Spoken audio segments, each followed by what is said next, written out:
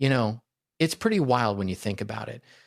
The depth of mystery surrounding Prince's death. I mean, he was more than just a musician. He was a revolution in a trench coat, a master of reinvention and artistry that really reshaped pop culture. So, why does it feel like there's more to the story than meets the eye? Well, today, we're diving into that very question, why they might have wanted him gone. And let's be real, it's tied to his fierce battle for his master recordings. Prince Rogers Nelson died on April 21st, 2016, at Paisley Park Studios in Chanhassen, Minnesota. The official cause was a fentanyl overdose. But on that same day, a man who had spent the last decade in a war with the most powerful people in music died with something the rest of us will never have: complete ownership of his own master recordings. That's not a coincidence. That's a threat. And this is some unapproved thinking. First, you need to understand what master recordings actually means, because this is where the story gets real. When you own a master recording, you own the original audio file, the actual tape or digital file that was first created in the studio. That's different from owning the song itself. Most artists, especially in the 1980s and 1990s, didn't own their masters. The label owned them. So the label owned you. Every time your song played on the radio, every stream, every sync to a commercial or a film, money flowed to them first. You got paid whatever they felt generous enough to give you. Prince understood this by 1989, and he made a decision that would define the rest of his life. He walked into a Paisley Park session and wrote the word slave across his face, not metaphorically, on his actual face. During public appearances, he was telling you something. He was telling you that the recording industry wasn't about art, it was about ownership. Complete, total, unquestionable ownership. His contract with Warner Brothers was a chain, and everyone knew it. But here's what most people don't understand about Prince's situation. When your contract forces you to make a certain number of albums, and you own nothing they create, the only power you have left is to make them unbearable. So Prince recorded prolifically, obsessively. He filled vaults with hundreds of songs, most never released. Warner Brothers couldn't release them without him. They couldn't profit from them. He was weaponizing his own creativity, and it was working. By the late 1990s, he had leverage, real leverage, and he knew how to use it. The contract wars between Prince and Warner Brothers are the foundation of everything. Between 1994 and 1996, Prince entered a legal battle that fundamentally changed how the music industry worked. He claimed his master recordings belonged to him, not Warner Brothers. He was arguing something radical, that artists should own what they create. Warner Brothers said no. The label said the artist is the tool. The label is the owner. They fought in courts. Prince fought in the court of public opinion. He showed up at award shows with "slave" written on his face. He released an album called Love Symbol that couldn't be called by its name, only by the unpronounceable symbol. He was saying, you own my name. You own my work. You own my future. I own nothing. And then something shifted. By 2004, Prince had regained his masters from Warner Brothers. Part of what made this possible, legally, was the 35-year copyright termination provision of U.S. copyright law, a mechanism that allows artists to reclaim their works from labels after a set period. It took a decade, but he did it. He got out.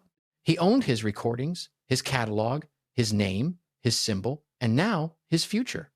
Most artists never accomplish this. Most artists die owing their record labels money. But Prince wasn't most artists. He was something else entirely. And by the time he won, he had become obsessed with a single idea: that the music industry was a system designed to extract wealth from Black creators and funnel it upward to white executives and corporate shareholders. This is where the financial empire enters the story, and where the threat becomes clear. Prince didn't just want to own his music, he wanted to own the principle. By 2015, he was in talks about expanding NPG Records, his new power generation label imprint, into a full independent label empire. Not just to release his own music, He could do that already. But to sign other artists, to break the chain for others. He had worked on NPG records alongside collaborators, including Levi Caesar Jr. He had the infrastructure, the money, the credibility. He had Paisley Park, a complete recording studio and creative compound that he controlled entirely. He had the catalog. He had the leverage. What he lacked was time. And here's the financial mechanism that most people miss entirely. In the music industry, the value of a catalog is calculated based on its projected future earnings. Prince's catalog was worth hundreds of millions of dollars. Comerica Bank would later value it at $82 million in probate.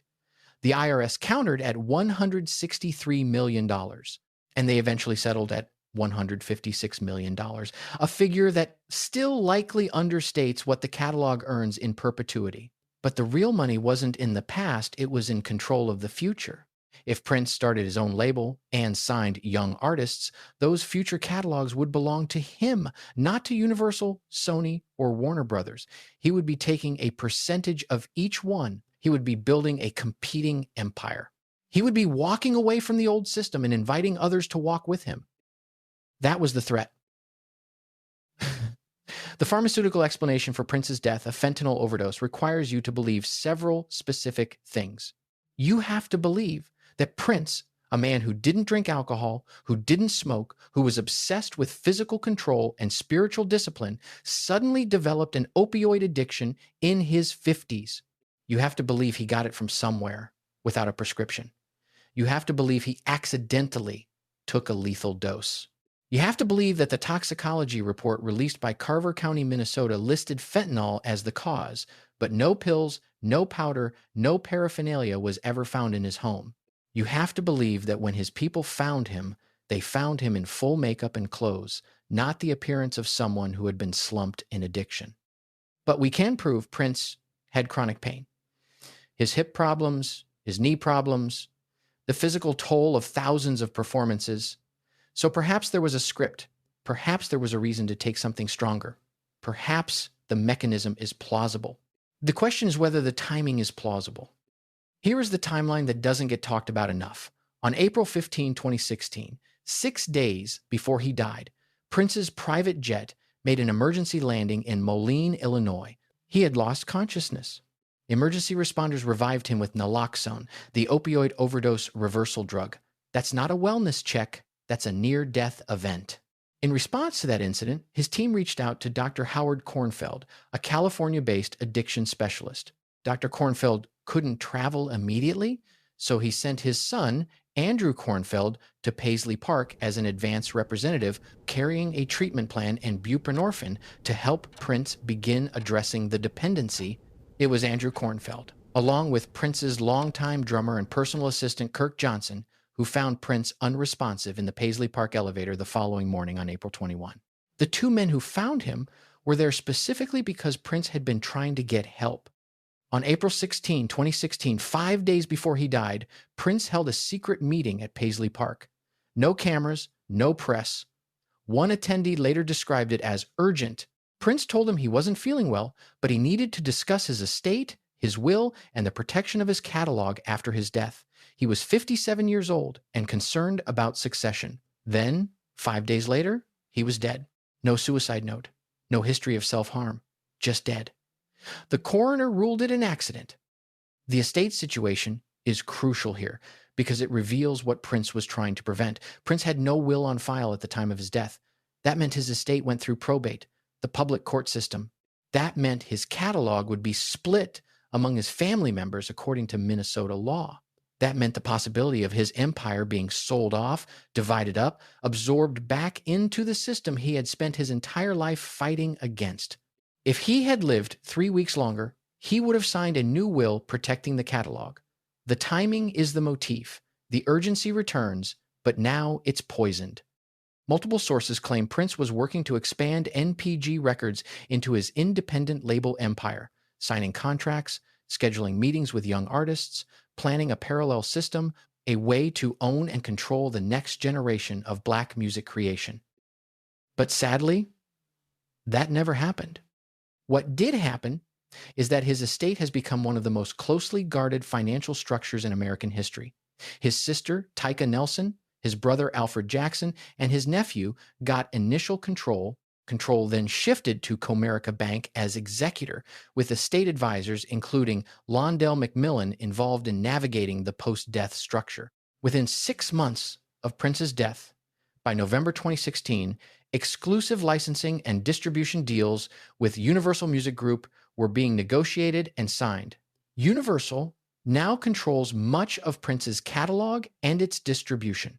And by 2021 through 2023, investment firm Primary Wave Music had purchased majority stakes from multiple heirs, meaning Prince's catalog is now substantially controlled by a private equity music investment company. Universal is one of the 3 major labels that Prince was trying to disrupt. Primary Wave is the kind of financial vehicle he was explicitly trying to make irrelevant. They are now selling his masters to the world. The irony here is not subtle. You can tell yourself that fentanyl doesn't care about your principles. You can tell yourself that addiction doesn't check your net worth. You can tell yourself that the timing is coincidence. You can tell yourself that the absence of physical evidence of drug use or the swift transition of his catalog back into the hands of major labels and investment firms, or the fact that he died exactly before signing protections into law, you can tell yourself all of this is accident. But here's what you should actually understand.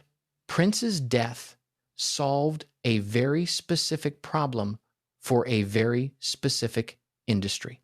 An artist who owned his masters, who was planning to create an independent system, who was proof that you could escape the chains, that artist is dangerous.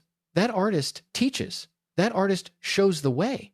And once you understand the financial stakes, once you understand that his catalog's value was contested into the hundreds of millions, once you understand that an independent NPG Records could contesting the entire structure of music ownership for the next generation, once you understand that, the story becomes less about what Prince did and more about what was at risk. The coroner's report is official. The cause is documented. The death was legal. And his masters are now safely back where the industry wanted them all along. You'll never know what the truth is, but you'll always know what was convenient. Now that is what makes doves cry tears of purple rain. On a quick final note, back in 1986, Prince starred in and directed a movie called Under the Cherry Moon. In this movie, he played a charismatic character named Christopher Tracy. There is a song I just love from this movie entitled Sometimes It Snows in April. In that song, there is a line that has always stuck with me. It says, Tracy died soon after a long-fought civil war. When it came out, it meant something personal to me because of something I was going through, as much of Prince's music still does for so many of us. But knowing this behind-the-scenes story of his life and what he fought so hard for, his civil war against the music industry, well, now that same line means something so much more, don't you think? This has been some unapproved thinking. Tracy, out. If this story didn't sit right with you, good. You're not here to be comforted. You're here to see what others overlook. Thanks for exploring some unapproved thinking. Learn more at someunapprovedthinking.com. New episodes drop weekly. Subscribe, share, and keep questioning, because the pattern's still playing out, and next time, we're going deeper.